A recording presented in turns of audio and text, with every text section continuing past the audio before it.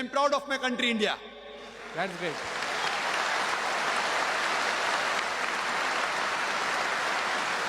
It is one of the few countries in the world which gives the right for the citizen of India to preach, propagate its religion and practice. I'm proud of my country. As far as India is concerned, most of us Muslims, we love the country, we respect the country.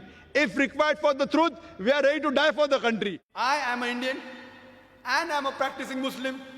I'm proud of my country, India, and I'm proud to be a Muslim. So no problem in Islam if you are an Indian and practicing Islam. The Dutch Islam teaches to give priority to the religion, that is dharma or mazhab, before the country or motherland, that is Matribhumi or Qaum. Thanks a lot. Which is more important? Which is more important, following the rules of the country or following the mazhab, the deen? It is like you asking me, who do I belong to first? Do I belong to my father or my mother first?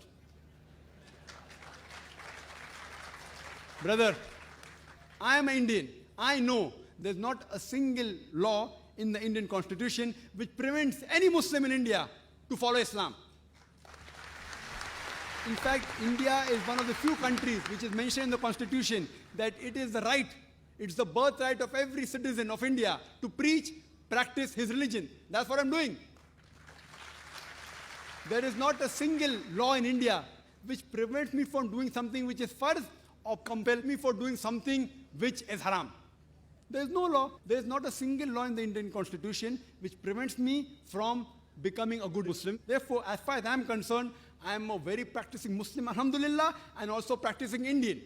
And if by definition, by geographical definition, an Indian geographically is called Hindu. So if Hindu means a geographical definition, I am a Hindu living in India and I am a practicing Muslim.